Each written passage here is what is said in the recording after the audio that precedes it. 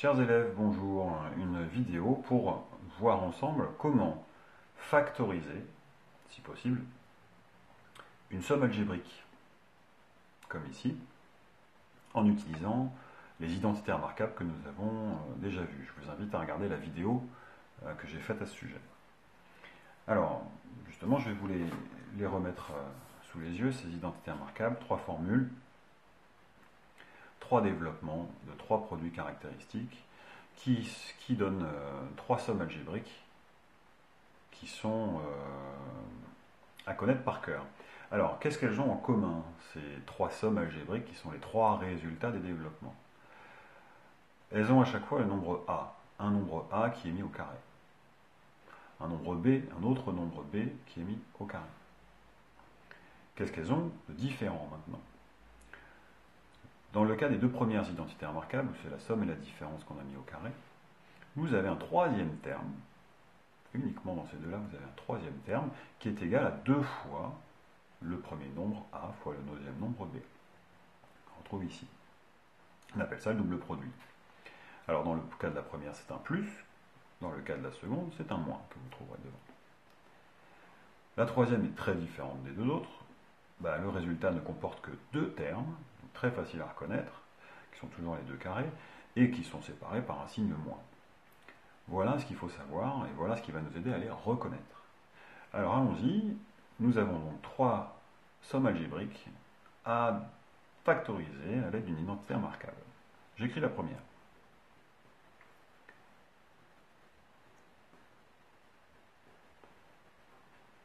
Je suis maintenant au brouillon ou dans ma tête, et je vais essayer de reconnaître l'une des trois identités remarquables ici. Comme vous pouvez le voir, il y a 1, 2, 3 termes. J'ai donc le choix entre ces deux-là, qui comportent 3 termes. La dernière n'en a que 2.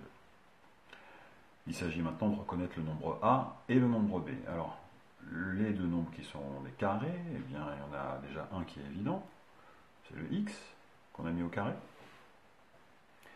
Et j'ai également un deuxième nombre qui est au carré, c'est pas celui-ci. Vous voyez bien que le x n'est pas au carré, le 3 ce n'est pas un carré. 1 fois 1 donne 1, 2 fois 2 donne 4, il n'y a pas de 3 dans les carrés. Par contre, 9, 3 fois 3 donne 9, c'est bien le carré de 3. J'ai donc trouvé mes deux nombres. Ce pourrait être le nombre A, le nombre B. Alors, reste à vérifier que ce troisième nombre qui est ici est le double produit, c'est-à-dire 2 fois le premier fois le deuxième. 2 fois x fois 3 donne 6x. Bien, ce double produit que je viens de calculer, il n'est pas égal à 3x, comme je l'ai dans mon expression, dans ma somme algébrique initiale.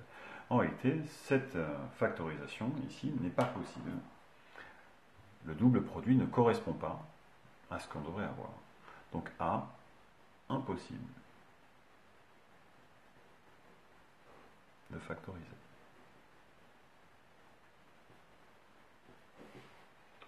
C'est plié. On va faire la même chose avec la somme algébrique B. Je la réécris. X au carré plus 12x plus 36. D'abord, je reconnais la forme générale. Alors, 3 termes, ça exclut la dernière. Que des plus, ça m'indique que ce sera la première identité remarquable, éventuellement. Reste à déjà reconnaître au brouillon dans sa tête, je change de stylo, les deux termes, les deux nombres qui sont au carré. Alors, le x, de nouveau, est mis au carré. C'est x qui est mis au carré. Le deuxième terme serait éventuellement celui-ci. Non, un x qui n'est pas au carré, 12 n'est pas dans les carrés, 3 fois 3, 9, 4 fois 4, 16, 12 n'est pas dans les carrés. Par contre, 6 fois 6 donne 36, c'est bien donc le carré de 6. J'ai donc trouvé que mes deux nombres seraient éventuellement x et 6. Reste à vérifier que ce 12x est égal au double produit de x et de 6. 2 fois x fois 6, c'est égal à 12x. Parfait. Ce dernier terme est donc bien égal à 2 fois le premier fois le deuxième. J'ai donc bien le développement qui est écrit ici. Je vais donc pouvoir écrire ma formule. Alors, on va vous demander de détailler ce que vous avez fait. Alors, je vais le détailler. Le premier nombre, c'est bien le x qui est mis au carré, plus quelque chose, plus le deuxième nombre, c'est bien le 6 qui est mis au carré. Donc j'écris la correspondance entre les deux, voilà. J'ai bien détaillé les carrés, il me reste à écrire que ce terme-là est le double produit, c'est-à-dire que c'est bien deux fois le premier, c'est-à-dire x, fois le deuxième, c'est-à-dire 6.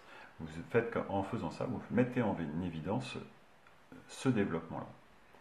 Vous pouvez donc tranquillement appliquer la formule qui a comme forme générale un carré d'une somme. Donc, une somme de quelque chose plus quelque chose, un carré, et ces deux nombres, ce sont les deux nombres que vous avez trouvés, c'est-à-dire le premier qui était le x et le deuxième qui était le 6. Voilà. Vous venez de factoriser cette expression-là en utilisant une identité remarquable à l'envers. Voyons si on s'en sort avec la dernière. C'est égal 49 moins 25 x au carré. Je regarde la forme générale. Déjà, je n'ai que deux termes.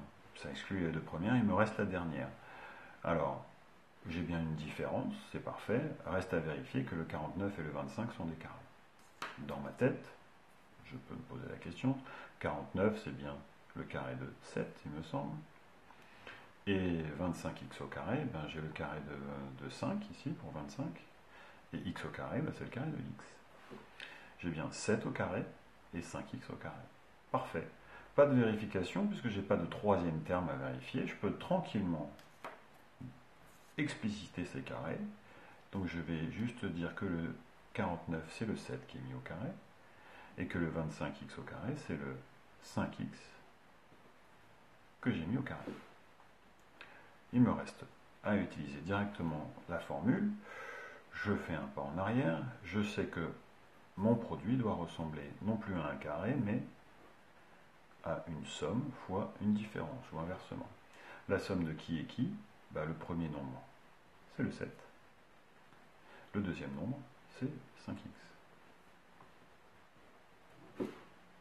Voilà, vous avez terminé votre développement, votre factorisation. Je vous remercie.